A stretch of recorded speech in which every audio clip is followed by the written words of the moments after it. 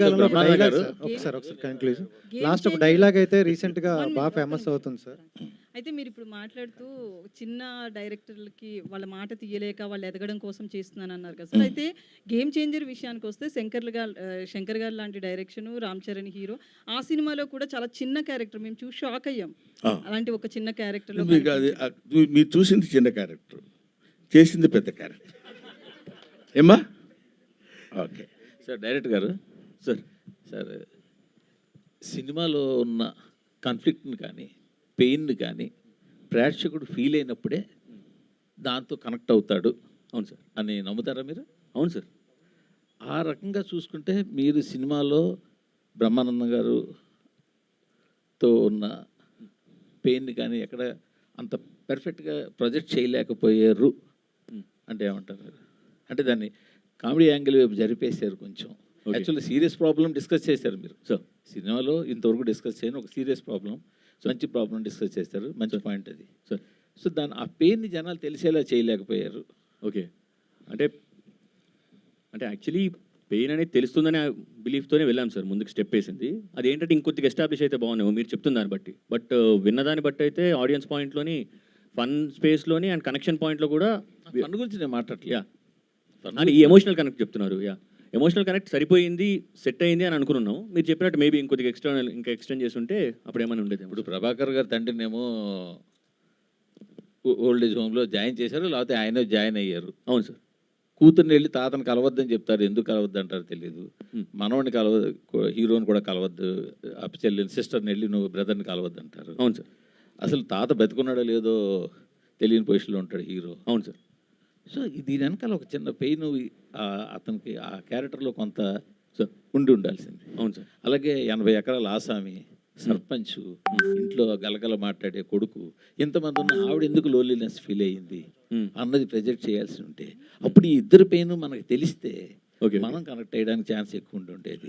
Okay. అది నేను అడుగుతుంది. మీరు జనాలు ఎంటర్టైన్ అవ్వట్లేదా, చూడట్లేదు, సినిమా జనాలు నచ్చింది, బాగుంది కాదనట్లేదు. సో ఈ పెయిన్ ఇంకొంచెం బాగా తెలిస్తే ఆ మెయిన్ ఏదైతే మీరు కోర్ పాయింట్ ఏదైతే ఉందో కొత్తగా ఎంచుకున్న పాయింట్, అవును సార్, అది జనాలు కనెక్ట్ అయ్యి ఉండేది అని నేను. ఓకే.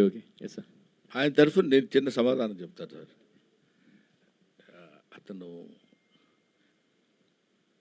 కొడుకు ఏజ్ కూడా కాదు, మనవుడు ఏజ్, అదే వికసిస్తున్న మొగ్గ, వికసిస్తున్న మొగ్గ కూడా కాదు, బడ్డింగ్ స్టేజ్ కూడా కాదు.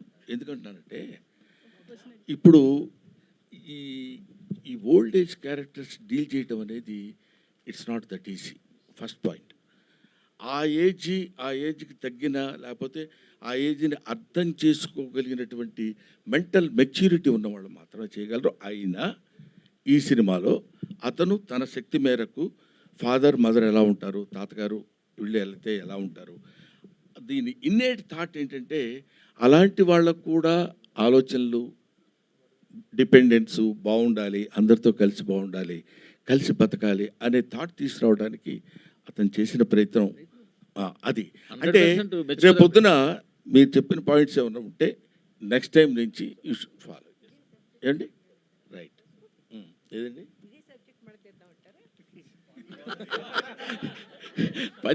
పంచు పలకనోకే పంచ. ఓకే, మీకే పని చేశారండి. Next sir. Hi sir, this is Tarzan plus TV. First of all thank you so much sir. ఇప్పుడున్న మా జనరేషన్లో ఎమోషన్ ఒకటి చూపించారు. అట్ ద సేమ్ టైం ఇప్పుడున్న డబుల్ మీనింగ్ డైలాగ్స్కి మేము ఎక్కువ నవ్వుకునే జనరేషన్లో మీలాంటి అద్భుతమైన కామెడీ మాకు చూపించాను. Thank you so much sir. How do you feel sir ఆ comedy? That great goes to director అండి. అదంతా రచన అంతా రాసుకున్నవాడు అతనే పాపం. ఇందులో నేను మాత్రం మొట్టమొదటి చెప్పినప్పుడు నేను సిన్సియర్గా చెప్పిన పాయింట్ ఏంటంటే సాధ్యమైనంత వరకు అలాంటి వైపు వెళ్ళి ఫైట్ చేయటం కంటే మ్యాక్సిమం మా జంజాల గారిను, లేకపోతే అప్పుడున్న మా శ్రీకృష్ణారెడ్డి గారిను, లేకపోతే ఒక యువి సత్యనారాయణ గారిను, వీళ్ళందరూ నిన్న మొన్నటి మన ఎవరు వైట్ల సిన్ను గారి దగ్గర వరకు మేము చేసిన క్యారెక్టర్స్ అన్ని చూశారు కదండి. అవి మోతాదు మించకుండా ఉండేటట్టు చేస్తే నేను కూడా మీ దగ్గరికి రావడానికి వీలుంటుందండి అని మొట్టమొదటి డే 1 వాళ్ళకి నేను చెప్పాను. వాళ్ళు దాని గురించి అని కాకపోయినా they came with fresh subject. తర్వాత ఇందులో చెప్పాలనుకున్న చిన్న పాయింట్ ఉంది కదా, మీ అందరికీ తెలుసు, తాళ్ళూరు రామేశ్వరి గారితో ఆ చిన్న ఓల్డ్ ఏజ్ అనుబంధం ఎలా ఉండాలనే దగ్గర చాలా జాగ్రత్తలు తీసుకొని చేశారు. ఇంకా కొన్ని కోర్స్ టు ఎర్రీస్ హ్యూమన్, ఎక్కడో ఒక్కో చోట పొరపాటు జరుగుతుంటుంది, ఒక్కో చోట అద్భుతంగా చేశాడు అనిపిస్తుంది. But as far as my little knowledge goes in film industry, అతను ఈ సబ్జెక్ట్ డీల్ చేసే విధానం మాత్రము నాకు ఎక్కడో పాపం ఇంత చిన్న కుర్రాడైనా చాలా బాగా కష్టపడ్డాడు అనే ఫీలింగ్ కలిగింది. అది ప్రజల్లో కూడా కలిగిందేమో, లేకపోతే చాలా చాలేవా ఈ సినిమా ఎవరు చూస్తాడు అనుకుని ఉండేవాళ్ళు. ఇప్పటి వరకు చూడగలుగుతున్నారంటే I should thank to the, అందులో ఉన్న with all these follies I like the అంటాడు.